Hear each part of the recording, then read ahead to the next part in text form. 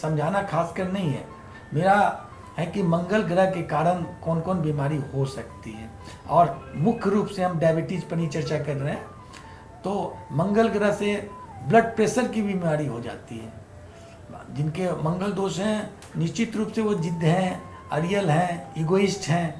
तो जो बात वो कहेंगे सो बात कोई आवश्यक तो नहीं है कि सही हो, और उनका थॉट ऐसा बन जाता है कि वो जो सोचते हैं, वो जो समझते हैं वही सही मान लेते हैं। अगर कोई दूसरा उन्हें कोई भी एडवाइस, कोई जानकारी देना चाहता है तो उसको वो ग्लैडली एक्सेप्ट नहीं करते हैं। मंगल दोष जब है, खासकर 7वें और 8वें में मंगल दोष रहता है और लगन में भी, तो ऐसे लोग को शादी और शादी के बाद भी प्रॉब्लम आते हैं।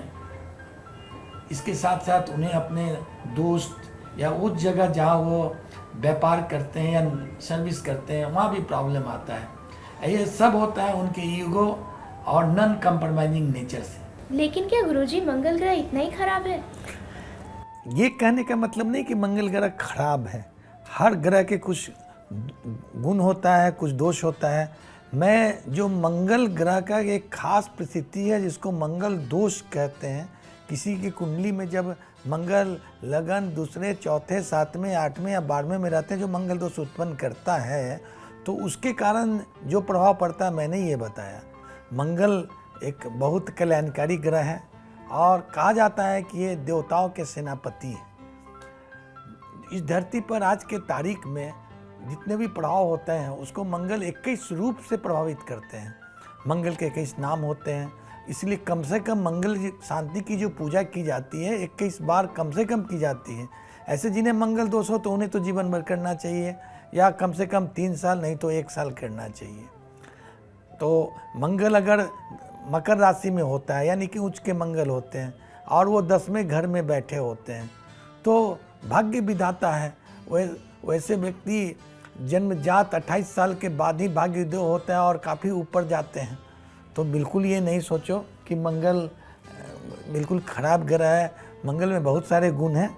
अब उन गुणों को अगर बताएंगे तो काफ़ी वक्त लगेगा, लेकिन ये बात समझ लो आप कि जो आज तक इस धरती पर बड़े बड़े सेनापति हुए हैं, बड़े बड़े युद्ध किए हैं, बड़े बड़े विजय हासिल किए हैं, और आज के समय में भी जो पुलिस महकमे में या सेना मिलिट्री में जो लोग हैं उनके मंगल काफ़ी उच्च स्ट्रांग होते हैं, उच्च के भी होते हैं, 100 गिरी होते हैं। मतलब मेष राशि में मंगल 100 गिरी होता है, वृश्चिक राशि में मंगल 100 गिरी होता है, और मकर राशि में मंगल उच्च के होते हैं।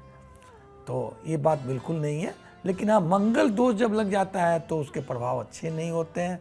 उसके प्रॉपर उपाय जो अवश्य करने चाहिए, और वैसे लोगों को डायबिटीज संबंधित शिकायत हो सकती है और उसे सावधान रहना चाहिए।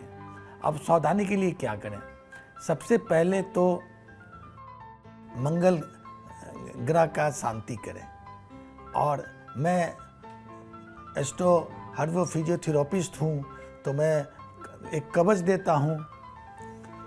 ये एक डायबिटीज कवच है जिसमें मंगल यंत्र भी लगाया हुआ है।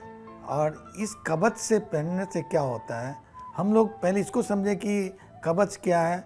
तो यंत्र के समूह को कवच कहते हैं, और डायबिटीज के निदान के लिए उनकी कुंडली का स्टडी करके मैं देखता हूँ कि उस कुंडली में मंगल के अलावा और कौन कौन से ग्रह कारक बन सकते हैं डायबिटीज के लिए। उसके अनुसार मैं कवच का तैयारी करता हूँ और उन्हें वो कवच देता हूँ जिससे डायबिटीज संबंधी समस्या का निदान होता है।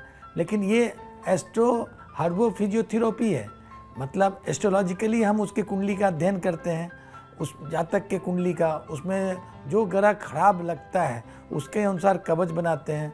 और हर व्यक्ति को चूँकि कोई ना कोई रोग होता है, और हर कोई तो महंगे महंगे स्टोन नहीं पहन सकते हैं, तो उपरत्न का एक मैं ब्रेसलेट बनाता हूँ जो सभी रोगों से निदान दे सकता है। ये ब्रेसलेट इस प्रकार का होता है, और इसको आप यहाँ पहन सकते हैं या यहाँ पहन सकते हैं, कहीं भी आप पहन सकते हैं, जिससे स्टोन और यंत्र 2 थेरेपी हो गया।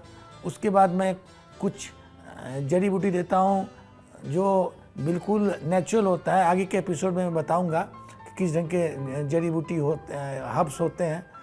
और फिजियोथेरेपी मतलब डायबिटीज़ या हर बीमारी में कौन सा नॉर्मल घर बैठे एक एक्सरसाइज कर लें जिसमें एस्ट्रोलॉजिकल पुट भी आ जाएगा और थेरेपी होके एस्ट्रोलॉजिकल पुट और फिजियोथेरेपी का एक कॉम्बिनेशन होगा। भगवान की भक्ति भी होगी, एक्सरसाइज भी होगा, योगा भी होगा और आप बीमारी से लड़ने में पूर्णतः सक्षम होंगे।